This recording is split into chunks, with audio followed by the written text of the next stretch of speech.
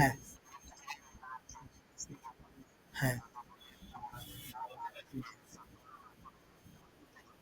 হ্যাঁ, হ্যাঁ, হ্যাঁ, হ্যাঁ।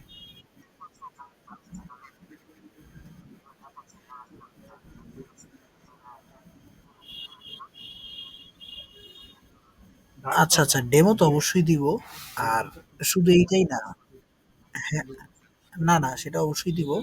কিন্তু আমার তো ধরেন আজকে আরেকটা টাস্ক দিব আপনাদেরকে। এই যে আজকে যে টাস্ক 1 আমি বুঝাই দিচ্ছি পুরাটা। আপনারা এই আজকে যেই টাস্কটা আমি বুঝাই দিছি সেটার উপর আপনারা নিজের মতো লিখবেন। আর হলো আরেকটা টেস্ট 2 যেটা, সেখানেরও টাস্ক 1 টা আপনারা লিখবেন। লিখার পর সেই লিখাটা পিডিএফ বা ছবি যেটাই হোক হোয়াটসঅ্যাপে আমারে পার্সোনালি ইনবক্সে সেন্ড করবেন। তাহলে আমি আপনাদের রাইটিং পুরোটা দেখে আপনাদেরকে একটা ওভারভিউ দিতে পারবো যে রাইটিং এ কি কি প্রবলেম আছে, কি কি জায়গায় ইমপ্রুভ করা লাগবে। কারণ এই জিনিসটা কিন্তু মক টেস্ট দিতে গেলে আপনারা এই সার্ভিসটা পাবেন যে আপনাদের খাতা দেখে একটা রিভিউ দেয় যে কোন কোন জায়গায় ভুল আছে। তো সেই জিনিসটা আমারে করবেন। সেইখানে আপনাদের অনেকটা ডেভেলপমেন্ট হবে। আর হলো আরেকটা বিষয়, টাস্ক 1 এর স্ট্রাকচারটা আপনাদের বলে দিছি। তবুও আরো বিভিন্ন টাইপের কোয়েশ্চেন আছে। সেগুলো আমরা নেক্সট ক্লাসে দেখব। রাইটিং এর জন্য একটু 2 ক্লাস না 3 ক্লাসও লাগতে পারে। এইজন্যই তো 10 ক্লাসের প্ল্যান করছি। কারণ রিডিং আর লিসেনিংটা মোটামুটি হয়ে যায়। কিন্তু রাইটিং এ বাংলাদেশীদের দুর্বলতাও বেশি। আর রাইটিং এর টপিকও অনেক বেশি। একেক টাইপের স্ট্রাকচার, একেক টাইপের কোয়েশ্চেন থাকে। তো সেটা নিয়ে একটু লেন্দি আলোচনাই দরকার। তো সেটা নিয়ে টেনশনের কিছু দরকার নাই। কিরান মাক্কারের বই পড়েন, সেটাও গুড। আর আমি মেইনলি ইয়ে করতাম আইএলস অ্যাডভান্টেজের, যে ওরা স্ট্রাকচার দিত, ওদের ভিডিওগুলো দেখে আমি যখন প্রিপারেশন নিয়েছিলাম আমি বললাম ওদের মতো করেই করি। তো এই যে আমি প্রথম যে স্ট্রাকচারটা টাস্ক ওয়ানের জন্য লিখলাম সেটা অনেকটা ওইরকমই। এবং স্যাম্পল কিছু আনসারও আমি আপনাদেরকে দিব, নো প্রবলেম। আর হলো টাস্ক টু এর এখন স্ট্রাকচারটা লিখি, সেটা একটু দেখেন। টাস্ক টু এ আমরা যেটা বলতেছিলাম যে কোয়েশ্চেনটা কিন্তু আমার এখানে বলে দিছে 2 লাইনের। তো ওটারে আমার ইন্ট্রোতে কি করতে হবে, টাস্ক ওয়ান এর মতোই আমি সেখানে ইন্ট্রোতে হলো প্যারাফ্রেজিং করে লিখব। প্যারাফ্রেজ করলাম, প্যারাফ্রেজ করে এই লাইনটারে লিখলাম। লিখার পর আমি আমার অপিনিয়ন দিব, বা আমি আমার ইন শর্ট। এখন এই এই যে টাস্ক টুটা, এটা হলো একটা কোশ্চেন সলিউশন ইয়া। তো সেটার জন্য হলো আপনার একটা ইয়ে লিখতে হবে। এই যে 2টা কোয়েশ্চেন এখানে চাইছে, 2টা কোয়েশ্চেনের সলিউশন দিতে হবে। এই সলিউশনগুলাই মেইন বডিতে হলো ফার্স্ট সলিউশন নিয়ে ডিসকাশন করবেন, সেটার রিজন দিবেন। দাঁড়ান আমি লিখি।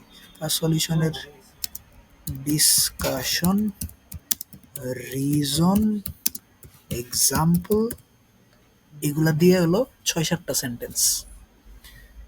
আর হলো মেইন বডি টু যেটা মানে সেকেন্ড প্যারা, সেইখানে হলো সেকেন্ড সলিউশন, তার ডিসকাশন, তার রিজন, তার এক্সাম্পল। এই হলো main body one, main body two, মানে হলো প্যারাগ্রাফ 2 and 3 গেল। আর প্যারাগ্রাফ ওয়ানে হলো প্যারাফ্রেজ করে এটা লিখলেন। এই যে ফার্স্ট সলিউশন যেটা, সেটার এক সেন্টেন্স, আর সেকেন্ড সলিউশন যেটা সেটার এক সেন্টেন্স লিখবেন। তো এক সেন্টেন্সে লেখা শেষ করলে আপনার এখানে হচ্ছে in short first and second সলিউশনটা ইন শর্ট লিখলে, মনে করেন যে প্যারাফ্রেজ এবং এই 2টা লাইন সেন্টেন্স মিলে ওভারঅল 4 সেন্টেন্স বা 3 সেন্টেন্সে হলো ইন্ট্রো প্যারাটা হয়ে যায়। তো এটা হলো 3 থেকে 4 সেন্টেন্স। আর মেইন বডি ওয়ান হলো আপনার মিনিমাম 5 থেকে 6 অথবা 7 সেন্টেন্স। তেমনি করে মেইন বডি টুতেও মিনিমাম 5 থেকে 6-7 সেন্টেন্স। কারণ এই মিনিমাম এই সেন্টেন্সগুলো না লিখলে আপনার 250 ওয়ার্ড ফিল আপ করাইতে পারবেন না। আর কনক্লুশনে গিয়ে কি, কনক্লুশনে গিয়ে হলো আপনার অপিনিয়ন। এই যে ইন কনক্লুশন, ইন কনক্লুশন কি কি, এই 2টা সলিউশন তো অলরেডি ডিসকাস করছেন এবং প্যারাগ্রাফ, ইন্ট্রো প্যারাগ্রাফে ওই 2টা সলিউশন লিখছেন। এখন লিখবেন in conclusion in some countries. এখন মোর অর মোর পিপল কি, তাহলে সলিউশন হইতে পারে দুইটা। একটা সলিউশন হলো দিবেন যে due to increase in theft, মানে চুরি। বিভিন্ন ভাষার হিস্ট্রি কেন চেক করতে চাই, কারণ ওই ভাষায় আগে চুরি ডাকাতি হয়েছে কিনা, তাহলে এই ভাষা ভাড়া নিব না। তাহলে আমি একটা রিজন হলো এটারে থেফট। আর আরেকটা হলো ফায়ার সিকিউরিটি, যে এখানে আগে কখনো আগুন লাগছিল কিনা, এখন আগুন লাগতে পারে কিনা ইন ফিউচার। তাহলে এই হলো দুইটা সলিউশন। একটা থেফট নিয়ে আপনি মেন বডি আগে লিখলেন, ফায়ার সিকিউরিটি নিয়ে, এই হলো দুইটা সলিউশন। তাহলে what are the reasons for this, প্রথম সলিউশনের জন্য এই দুইটা জিনিস দিলেন, যে থেফট এবং ফায়ার সিকিউরিটির একটা প্রবলেম থাকে, মানুষের ভয় থাকে, সেই জন্য মানুষ এটা নিয়ে করে। এখন how can people research this? In conclusion, due to the increase in theft and fire security, people are concerned concerned concerned about the history of houses they plan to live in. In short একটা লিখলেন, তারপর আরেকটা line লিখবেন, and they can find these informations, which is second problem যেটা, how they can research this informations from the local municipality or the community clubs, মানে এলাকার যে community club অথবা লোকাল যে মিউনিসিপ্যালিটি, এই দুইটা থেকে কিন্তু তারা এই ইনফরমেশনগুলো খুঁজে বের করতে পারে। তাহলে কনক্লুশনে এই যে যেই দুইটা প্রশ্ন চাইছে, এই দুইটা প্রশ্নের সলিউশনটা ইন শর্ট আবার নেরেট করলেন। এখন আপনার অপিনিয়ন দিবেন। আই থিঙ্ক কনক্লুশনে এটাই চাই, মানে এত কিছু যে কথাবার্তা বললেন, এখন আপনি কি করেন? I think this procedures are helpful to select a safe house and complete the background checking before before confirming a home, মানে ব্যাকগ্রাউন্ড চেক করার জন্য এবং একটা হোম কনফার্ম করার আগে এই জিনিসগুলো হলো হেল্পফুল। আপনার অপিনিয়নটা দিয়ে কনক্লুশন দিয়ে দিলেন। এই হলো মোটামুটি কথা। তো এটা হলো এই টাইপের জন্য, এই টাস্কটা ছিল mainly problem solution task. Problem solution task. এখন এটা হলো এক টাইপের টাস্ক টু। টাস্ক টুর মধ্যে আরো অনেক টাইপ আছে। একটা সেটা আছে কি, ইউজ আছে বোথ ভিউজ, তারপরে হইলো এগ্রি ডিসএগ্রি, তারপরে নেগেটিভ পজিটিভ ডেভেলপমেন্ট, তারপরে হলো আরো একটা আছে, এই মুহূর্তে আমার মাথায় আসতেছে না। তো বাকি যে টাইপসগুলো আছে সেগুলো নিয়ে হলো পরবর্তীতে আরেকদিন আলোচনা করতে হবে। মোটামুটি এই হলো এর জন্য, মানে টাস্ক টু এর হলো চারটা প্যারা এভাবে লিখলে ভালো। তবে কিরান মাক্কারের যে বই, সেইখানে হয়তো আপনারা দেখবেন যে পাঁচটা প্যারাও অনেক সময় ইউজ করে, কোনো দোষ নাই, ক্ষতি নেই। এই হলো চারটা প্যারা, এগুলো হলে ইউজ করা যায়।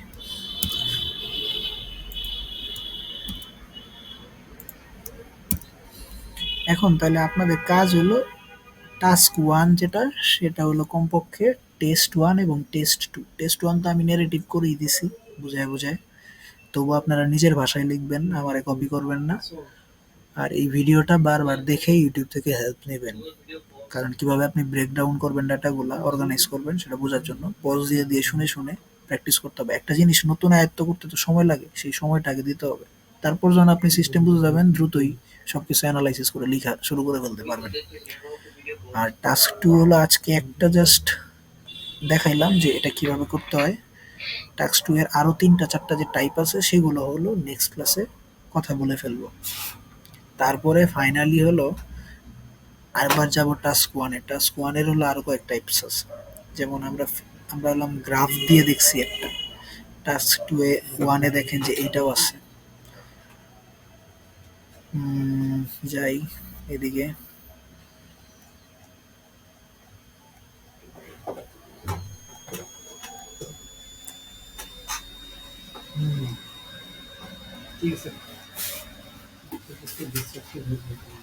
এই যে এই যে দেখেন এইখানে ট্রান্সপোর্টে কি দিছে, কোনো গ্রাফ দেয় নাই, এখানে কিছু ফিগার দিছে।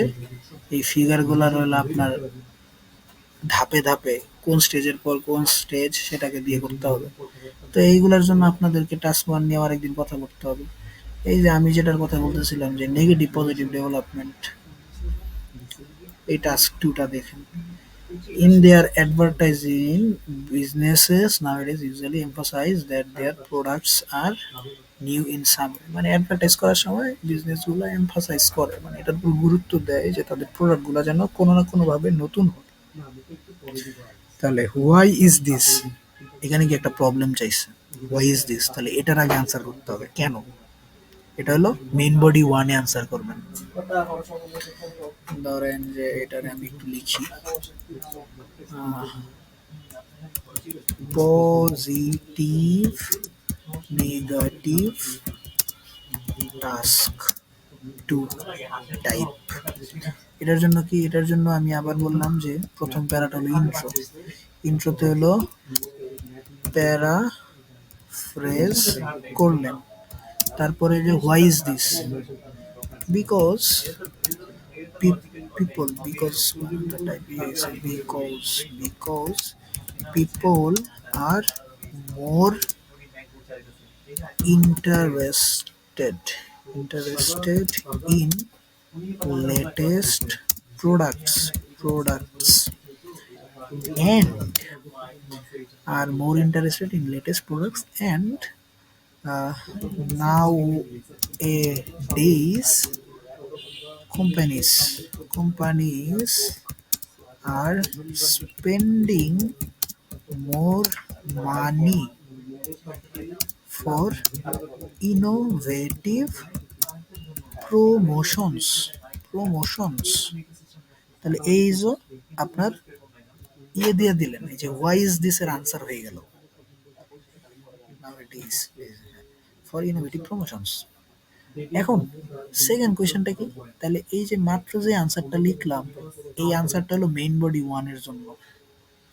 মেইন বডি ওয়ানে হলো আপনি এটারে ডিসকাশন করবেন। যাই সেটা, এই যে মেইন বডি ওয়ানে এটার হলো ডিসকাশন, আবার ওই সেম প্রসেস।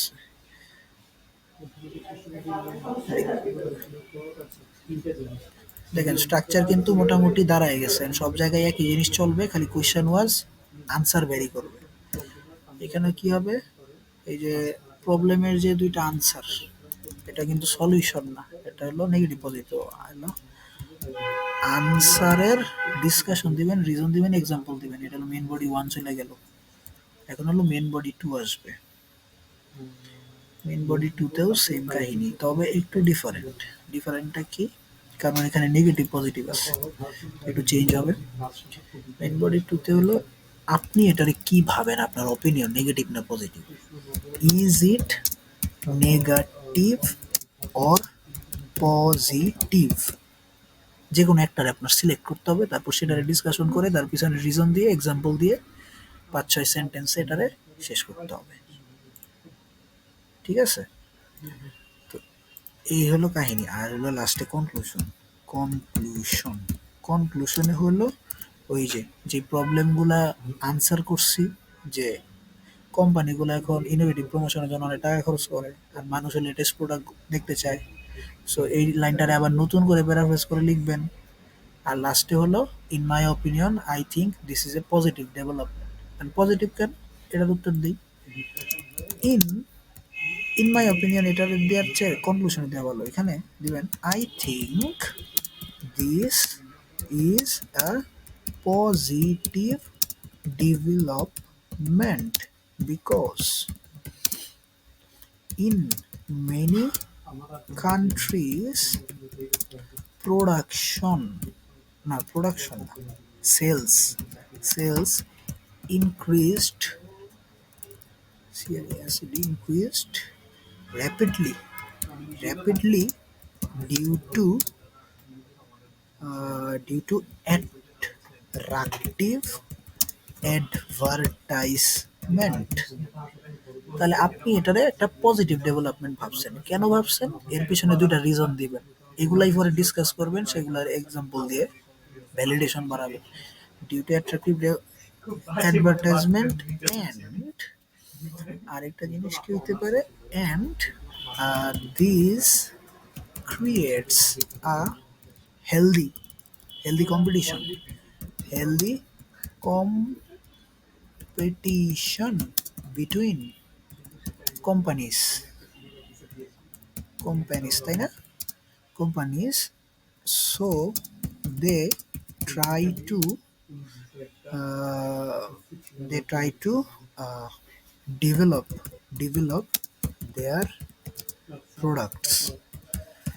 তাহলে আপনি এটারে কেন পজিটিভ ডেভেলপমেন্ট ভাবছেন, এটারও কিন্তু ইন শর্ট ২ টা রিজন ইন্ট্রো প্যারাগ্রাফেই লিখে ফেলবেন। ইন্ট্রো প্যারাগ্রাফে যে I think this is a positive development because in many country sales increase করছে rapidly due to an attractive advertisement, এবং এটার কারণে একটা হেলদি কম্পিটিশন হয়, so they try to develop their products. তাহলে আপনার জন্য ভালো কনজিউমার হিসেবে প্রোডাক্ট যদি ভালো হয় তাদের এই কম্পিটিশনের কারণে, তাহলে এই হলো আপনি পজিটিভ ডেভেলপ বলে ফেলেন। তাহলে আপনি ইজি নেগেটিভ আর পজিটিভ এটা কিন্তু অলরেডি বলে ফেলছেন। তাহলে মেইন বডি টুতে কি বলবেন? Yes it is a positive development. তারপর ডিসকাশনে বলবেন যে এই ২ টা হলো কারণ। এক্সাম্পল দিবেন যে হ্যাঁ, ইউএসএ তে এরকম হইছে, এরকম একটা কোম্পানি এরকম একটা অ্যাড দিছে, তারপরে তার এরকম বেনিফিট হইছে, তার কাস্টমার বেড়ে গেছে। শেষ করলেন, কনক্লুশনে গিয়ে ওই জিনিসগুলোর একটু প্যারাফ্রেজ করে বলে ফাইনালি আপনার অপিনিয়ন দিলেন। প্যারাফ্রেজ ফ্রম ইন্ট্রো, ইন্ট্রো থেকে প্যারাফ্রেজ করে দিলেন, তারপর আপনার ইন মাই অপিনিয়ন শেষ। Opinion, these practices are helpful for customers as they get quality products and has the opportunity to know about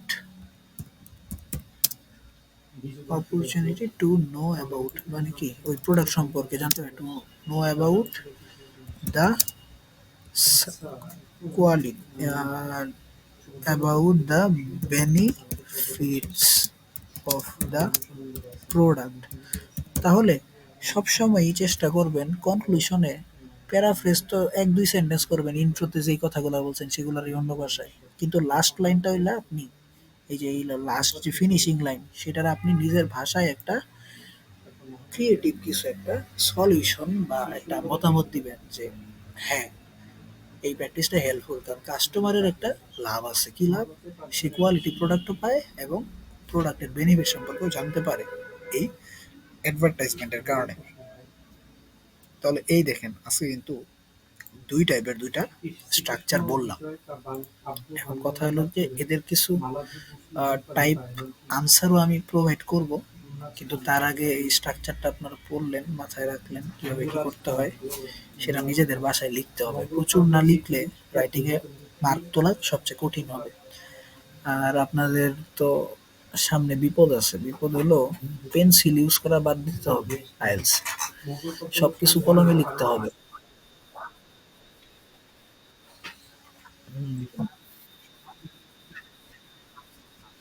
হ্যাঁ, তো এখন সো এই জন্য প্র্যাকটিস করার সময় আরো অনেক সচেতনভাবে প্র্যাকটিস করতে হবে যেন আপনি মেইন পরীক্ষায় বেশি ওভার রাইটিং না করেন। পেন্সিল এটা তো মুছে আবার ঠিক করে লেখা যাইতো। হ্যাঁ, একটু তো ধরেন আপনি ৭ পাইতেন সেটা 0.5 কমে গেল, ৬.৫ হয়ে গেল। ৬-৭টা ওয়ার্ড। হ্যান্ড রাইটিং ফেক না। আইএলটিএস হ্যান্ড রাইটিং ফ্যাক্ট না, আপনার কথা যদি সে বুঝতে পারে তাইলে এনাফ। কারণ তার তো মার্ক করার জন্য ওয়ার্ডগুলা বুঝতে হবে। আর এত লেখা লিখতে গেলে হ্যান্ড রাইটিং আসলে সম্ভাবনা ঠিক রাখা মোটামুটি বোঝা গেলেই হইল। কিন্তু ওভার রাইটিং বা কাটাছেঁড়া একটু কম করতে হবে, পেন্সিলে যেহেতু নাই। এটাও একটা অভ্যাসের বিষয় যে লেখার মধ্যে কাটাছেঁড়া কম হয়। আর হইলো ধীরে ধীরে হয়তো পেপার বেসড চলে যাবে, বাংলাদেশ থেকে কম্পিউটার বেসড হয়ে যাবে, তখন হলো এই রাইটিং গুলা টাইপ করে লিখতে হবে। ফ্রি হ্যান্ডে খাতায় লেখার সুযোগও হয়তো আগামী 6 মাস 1 বছর পর থেকে বন্ধ হয়ে যাবে। তো সামনে অনেক চেঞ্জেস আসতেছে। সো পরীক্ষা দিন দিন হার্ড হবে, প্রিপারেশন এই কারণে ভালো করে নেন, এটাই বলার। 12টা বেজে গেছে যেহেতু, তাহলে আজকে আর দীর্ঘায়িত না করি। 2টা টাইপ দেখাইলাম, বাকি টাইপগুলো নেক্সট ক্লাসে দেখাবো আবার আগামী শুক্রবারে। ঠিক আছে, আপনারা তাহলে টাস্ক 1-এর 2টা ওইটা করবেন, করে আমারে শুক্রবার যেহেতু ক্লাস তার আগে, মানে হয়তো বুধবারের মধ্যে আমারে সেন্ড করে দিবেন, জানে আমি মার্ক করে সময় পাই, মার্ক করে আপনাদের সবারটা দিয়ে মতামত দেওয়ার মতো, নাইলে তো সমস্যা। ঠিক আছে তাইলে আজকে এতটুকুতেই রাখি। ঠিক, হ্যাঁ হ্যাঁ অবশ্যই দিয়ে দিব, দিয়ে দিব, দিয়ে দিব।